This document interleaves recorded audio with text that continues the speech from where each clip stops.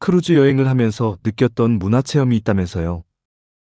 누구나 한 번은 꼭 가봐야 될 대자연을 만끽하고 또한 바로 그 크루즈 안에서 일어나고 있는 내부적인 문화 체험입니다. 왜냐하면 크루즈라는 자체가 대부분이 서양에서 운영을 하는 서양 문화의 체험이라는 측면에서 서양적인 시스템이나 체계로 운영되고 있기 때문에 음식이라든가 또한 행사, 공연, 그리고 여러 가지 어떤 그 프로모션 활동들이 액티비티라든가 이런 것들이 모두 서양적인 문화들이 배어 있다 이런 생각에서 이 글로벌적인 삶을 살고 있지만 어떤 서양적인 속 깊이를 들어가 볼 수 있는 아주 좋은 기회가 또 크루즈지 않을까 이렇게 생각을 합니다. 현재 크루즈선의 대다수는 유럽에서 건조되고 있고, 한때 조선 강국이었던 일본도 크루즈선 도전에 실패했다. 한국도 조선 강국이지만 수주를 받지 못하고 있다. 중국은 자체적인 건조를 하지만 국내용에 머물고 있다. 이는 서구의 인터리어 내 부장제의 생태계에 경쟁력이 유럽이 강하기 때문이다. 크루즈의 구체적인 매력이라면 어떤 것이 있을까요? 그 크루즈에서는 이 대자연과의 합일, 그래서 보름달이 뜨는 이 밤이라든가 그리고 이글거리는 태양, 그러한 속에 바다와 하늘, 또 바다의 물 색깔이 그야말로 잉크를 풀어놓은 아주 신년의 색깔입니다. 크루즈가 서서히 나아가면서 일으키는 포말, 이 포말과 함께 그 포말의 먼 긴 궤적들 이런 것들을 보면서 아주 그 여유 있는 릴렉스를 가질 수 있는 그러한 그 멍 때리기가 아주 좋은 명상의 시간을 가질 수 있는 체험의 기회가 크루즈에서는 제공되고 있다 이렇게 보여질 수 있죠. 또 내부적으로는 이 서양인들의 매너를 사실 배울 수 있는 그런 기회였습니다. 식당에서 그 남자분들이 부인을 대하는 그런 태도 이런 것들은 사실 저에게는 아주 부족한 그런 섬세하면서도 내공이 쌓인 매너였습니다. 그래서 사랑이 배어 나올 것 같은 그런 많은 어떤 훈련을 통한 경험된 그런 매너들이 보여지고 있다는 점에서 매너를 접목한 것 이것들은 저에게는 소소한 수학이었다 이렇게 보여집니다. 크루즈 여행을 한다면 가장 걱정이 되는 것이 배멀미라든가 흔들림 등을 통한 불편함이나 어려움인데 실제로 여행에서는 어떻는지요? 크루즈 여행을 이야기하다 보면 혹시 그 배멀미라든가 이런 배를 탐으로 해가지고 오는 그 위험함 이런 것들을 생각하시는 분들이 있을 건데요. 저희 부부가 태평양 그리고 대서양 그리고 지중해 등을 즐겨봤는데요. 전혀 걱정할 것이 없다 이렇게 말씀드릴 수 있겠습니다. 태평양이라는 자체가 태평양을 가보시지 않으셨죠? 태평양이라는 자체가 거대하게 편안한 태평입니다. 그야말로 태평의 바다가 태평양입니다. 그래서 저도 이 태평양을 지나면서 깜짝 놀랐습니다. 너무너무 이렇게 잔잔한 그야말로 호수처럼 이렇게 잔잔한 바다가 태평양이었다 이렇게 보여지고요. 대서양도 마찬가지입니다. 허리케인이라든가 아주 그 특별한 기상 악화의 어떤 시즌이 아니라면 굉장히 그 잔잔했다 이렇게 보여질 수 있고요. 또 멀리 그러니까 북유럽의 바다도 역시 겨울이지만 겨울에 크루즈를 했습니다만 아주 그 잔잔한 그런 느낌을 받았다 그렇게 생각합니다. 그리고 또 배가 보통 배들이 기준이 10만 톤 이상입니다. 그래서 10만 톤에서 20만 톤 사이의 배들은 수천 명의 그 승객들과 수천 명의 승무원들이 함께 탑승하는 그런 규모의 배입니다. 그런 배를 타고 가다 보면 어지간한 파도나 여울에는 끄떡도 하지 않는 밖에는 굉장히 바람이 많이 세차게 붑니다. 그런데도 불구하고 배는 끄떡도 하지 않고 여동도 없이 힘껏 이렇게 밀고 나아가는 그런 모습을 볼 수가 있습니다. 그래서 말하기도 벅찰 정도로 선실 밖에서의 분위기는 아주 바람이 몰아치는데도 불구하고 배는 전혀 끄떡도 하지 않는다. 이렇게 보면 되겠습니다. 부인께서도 크루즈 체험 이후에 선박 여행에 대한 인식이 바뀌었다면서요. 우리 사람의 경우도 해내 탄을 배를 탄 몇 번의 기억 때문에 이 배 여행을 별로 좋아하지는 않습니다. 배를 그렇게 이렇게 선호하지는 않았는데 이 크루즈를 타고 나서는 그런 의구심들이 싹 가버렸습니다. 아주 편안한 여행 그 자체가 크루즈였다 이렇게 인식하게 되었죠. 제 개인적인 경험으로는 제가 대마도 스시마를 갔을 때 대한해협이 아주 이렇게 물살이 셉니다. 물론 뭐 날씨도 좋진 않았겠죠. 스시마를 지나면서 배멀미와 같은 느낌을 받은 적이 있었습니다.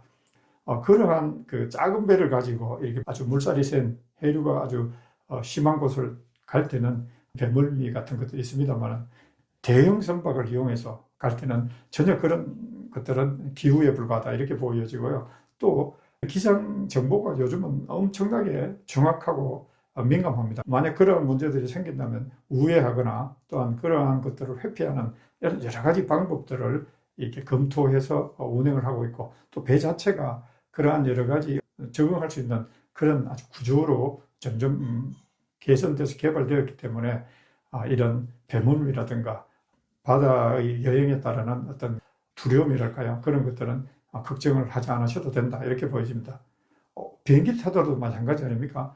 혹시 그 비행기의 기류를 잘못 만나면 요동을 치는 경우가 있습니다. 근데 배는 그보다 훨씬 더 그런 경우가 적을 것이다. 이렇게 보여집니다. 그런데 풍랑이나 폭풍우를 만나는 대형 크루즈선의 영상을 본 적 있습니다. 이런 경우는 어떤 경우일까요? 하다 보면 유튜브나 이런 데서 아주 경랑의 바다 속에 막 이렇게 고통받고 있는 이 승객들 모습들이 보여지는데요. 정말 그러한 경우는 아주 드물다.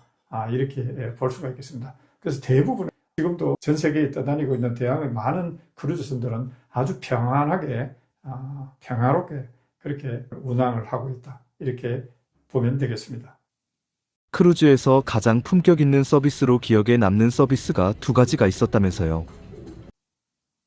크루즈를 타게 되면 우리가 이 대접받는다 이런 느낌을 받는 게 두 가지 요인에서 가장 크다고 합니다. 첫째, 저녁 정찬 담당 웨이터를 통해서 받게 되는 그런 어떤 푸짐한 대접 이런 것들이 있고요. 두 번째는 우리가 계속해서 받게 되는 서비스가 바로 선실 클리너입니다. 룸 클리너죠. 청소를 하시는 분들이 너무 부지런합니다. 자신이 맡은 담당 구역이 정해져 있고 청소 담당이 배정되어 있습니다. 대부분은 이 개발도상국 국가의 사람들인데요. 인도네시아라든가 네팔이라든가 혹은 아프리카에 있는 또 필리핀이라든가 이런 사람들이 이렇게 활동을 하는 걸 봤는데요. 그분들이 너무 친절합니다. 그리고 너무 청소를 잘 해주십니다. 룸클리는 하루에 2번씩 하는 경우도 많습니다. 아침에 식사를 하고 돌아오면 이미 청소를 깨끗하게 해두었습니다. 그리고 또 오후에 액티비티라든가 이 활동을 하고 돌아오는 경우에 또 약간 흐트러진 것들을 또 깨끗하게 청소를 해두었습니다. 청소도 너무 이렇게 말끔하게 특히 시트라든가 이런 건 우리가 말하는 각을 잡아두는 것 같은 이런 것들을 깨끗하게 해두었기 때문에 작은 감동들이 밀려오게 되죠. 그리고 그 접객 태도, 친절하게 대하는 그런 자세를 보면 너무나 편하고 감사하고 고맙다는 인식을 들게 됩니다. 그래서 하선할 경우에는 정말 애틋한 정이 솟아나게 되죠. 그래서 저희들이 정찬 서비스를 그렇게 이용을 하질 않았습니다만은 약간의 문화적 차이라든가 이런 것 등등이 캐주얼적인 뷔페가 훨씬 어떤 편하고 즐거웠기 때문에 그렇습니다만 이 룸클리너와의 만남, 룸클리너와의 혜택은 사실 피할 수가 없었습니다. 저녁 정찬에 대해서 에피소드라든가 경험담을 이야기해 주시죠. 사실 크루즈에서 하이라이트는 저녁 정찬입니다. 이 정찬은 굉장히 어떤 의미를 줄 수 있는데요. 지정 테이블이 있습니다. 그래서 성선에서부터 하선할 때까지 이 본인이 지정된 좌석에 앉아야 됩니다. 그리고 지정된 웨이터가 있습니다. 나를 담당하는 그런 집사적 웨이터가 있고요. 물론 보조 웨이터도 함께 있습니다. 나만 온전히 그 담당을 하지 않고 몇 사람을 이렇게 구역별로 담당을 합니다만 저를 항상 알아보고 그리고 신상에 대해서 물어보기도 하고 오늘은 어땠느냐 또 어떤 여행을 갔다 왔다면 그 여행에 대해서는 어떻냐 이렇게 물어보기도 하고 또 해당 나라 자기 나라와 우리나라에 대해서도 또 물어보기도 하고 이렇게 많은 대화를 오가게 합니다. 그래서 하선할 때쯤 되면 상당히 애틋한 정이 들어서 이제 특별히 아쉬움을 나누기도 하는데요. 한국인들에게는 저녁 정찬을 즐기기가 익숙하지 않는 문화라고 하는데 어떠했는지요? 사실은 이 하이라이트를 우리 한국인 부부들에게는 상당히 좀 뭐랄까요, 이 부적응되어 있습니다. 그리고 좀 뭔가 이게 익숙하지 않습니다. 예를 들면 우리가 아주 그 격식을 갖춘 풀세트의 정장을 입고 있다 이런 느낌을 받는데요. 우리는 사실 그 캐주얼이 좋지 않습니까? 편하게 다닐 수 있는 캐주얼이 좋은데 결국에는 우리가 이 저녁을 뷔페로 가서 마음껏 본인이 원하는 것을 먹어야 됩니다. 하지만 이런 그 캐주얼이 아닌 이런 풀 정식으로 이렇게 식사를 즐길 수 있다면 그건 굉장히 그 내공이 쌓인 크루즈를 즐기는 것이다 이렇게 보여질 수가 있겠습니다. 가족들이 여러 명 갔을 때는 그런 그 이 정차한 서비스를 즐겁게도 즐길 수 있었는데요. 부부 둘이서 갔을 때는 많은 서양인들, 주위에 있는 서양인들에 비해서 뭐 특별한 대화를 나눌 것도 없고 부부가 항상 가지고 있는 마주보고 멀뚱히 있으면서 이 음식을 이 순서대로 에피타이저부터 디저트까지 기다리는 게 조금 또 써먹하기도 했습니다. 그래서 부부끼리 갔을 때는 이 저녁 정찬을 서비스를 그렇게 이용을 많이 하지 않고 아주 편하게 캐주얼하게 저녁 뷔페를 이용해서 좋은 음식들을 본인이 선택해서 본인이 즐기는 그런 시간을 갖습니다. 그래서 어차피 비용에 포함되어 있는 내용이니까 우아하게 이 저녁 정찬을 즐길 수 있는 크루즈 수준이 되기에는 아직 가야 할 길이 좀 남아있지 않나 이렇게도 보여집니다. 그리고 그 식사의 내용이나 질은 굉장히 높았습니다. 특히 제가 그 양파 수육을 시켜놓고 이렇게 봤는데 한국에서는 도저히 맛보기가 힘들었던 그런 에피타이저의 질을 가지고 있었습니다. 그래서 가급적이면 크루즈에서 우아하게 이 저녁 정찬을 즐길 수 있는 그런 내공 여러분들도 한번 쌓아보시기를 당부드립니다. 그럼 당연히 몇 마디의 안북성 대화 정도는 주고받을 수 있어야 되지 않을까 이렇게 보여집니다. 크루즈에도 등급이 있다고 하는데 등급에 대해서 말씀해 주시겠습니까?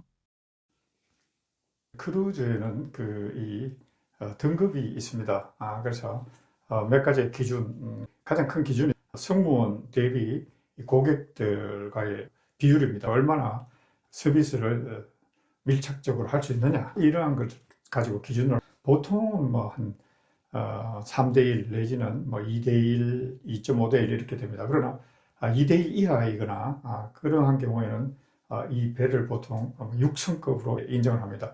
그런데 6성급이라고 해서 이 배가 크다는 의미는 아닙니다. 큰 거와는 전혀 상관이 없습니다. 다만 시설도 포함되어 있습니다만 인적 서비스에서 집사의 서비스가 얼마나 편리하게 이루어지느냐를 가지고 따진다. 그래서 3만 톤급의 배인데도 6성급이 있습니다. 그리고 대부분의 배는 5성급을 기준으로 합니다. 그래서 오아시스 오브 시라든가 로얄 캐리비안 크루즈의 경우 아주 전 세계적인 대규모 선사를 10만 톤급의 배들을 가지고 있는데 대부분이 5성급입니다. 그래서 이 5성급을 기준으로 하는데 설령이 오래되었거나 아니면은 좀 시설이 떨어진다거나 혹은 인적 구성이 낮아지는 경우에 이러한 경우에는 대부분 4.5등급 혹은 4등급 아주 극한 경우에는 3.5등급까지 내려갈 수도 있습니다. 물론 처음 이 크루즈를 타시는 분들은 이 3.5등급도 즐거울 수가 있습니다만 그러나 평균적인 첫 출발을 5등급에서 해보신다면 아주 이 만족스러운 크루즈를 즐길 수 있지 않을까 이렇게 생각됩니다. 6성급은 5성급에 비해서 엄청나게 가격이 높아집니다. 1.5배 내지 뭐 크게는 한 3배 가까이 이렇게 차이가 날 수 있습니다. 저도 감히 6성급은 아직 타보지는 못했습니다. 그리고 6성급을 탈 때 그 어떤 밀착 서비스에서 오는 사실은 부담감도 있죠. 편안하게 배를 타고 싶어 하는데 너무 이렇게 다양한 그 인간적 서비스를 받게 되면은 거기에 따르는 부담감은 하는 자에게는 익숙하지 않은 사람들에게는 크게 부담으로도 작용할 수 있다 이렇게 생각됩니다. 그러나 언젠가 프로모션이 있어서 낮은 가격으로 이루어진다면 꼭 한번 타고 싶어하는 도대체 6성급의 서비스는 어떤 서비스인가 한번 체험해보고 싶은 그런 욕심도 있는 것은 사실입니다. 그래서 그 5성급에서부터 출발하는 이런 그 크루즈를 선택하시면 좋을 것 같고요. 그리고 5성급과 6성급 그리고 4성급 대부분의 브랜드에 따라서 정해져 있는데요. 이 브랜드에 대한 이런 자세한 내용들은 제가 하단에 댓글에 적어 놓도록 하겠습니다. 그래서 선사를 선택하실 때 혹은 배를 선택하실 때 참고로 하시면 좋겠습니다. 크루즈 5.5성급에 대한 에피소드가 있다는데 들려주시죠. 사실 일전에 이 자료를 검색하다 보니까 5.5성급의 배였는데 아주 낮은 가격에 이거 한번 도전해 볼까 이런 생각을 했습니다. 근데 이 승선해야 되는 지역이 이 남태평양의 타히티였습니다. 그래서 이 타히티까지 가려면은 가서 다시 그 뉴질랜드까지 가는 배였는데요. 뉴질랜드까지 가서 돌아오는데 항공료만 200만 원이 들었습니다. 타히티가 아주 그 항공료가 높은 편입니다. 그래서 그건 그림의 떡이었다, 막 이렇게 생각했습니다. 6성급의 대표적인 차별 서비스는 어떤 것이 있습니까?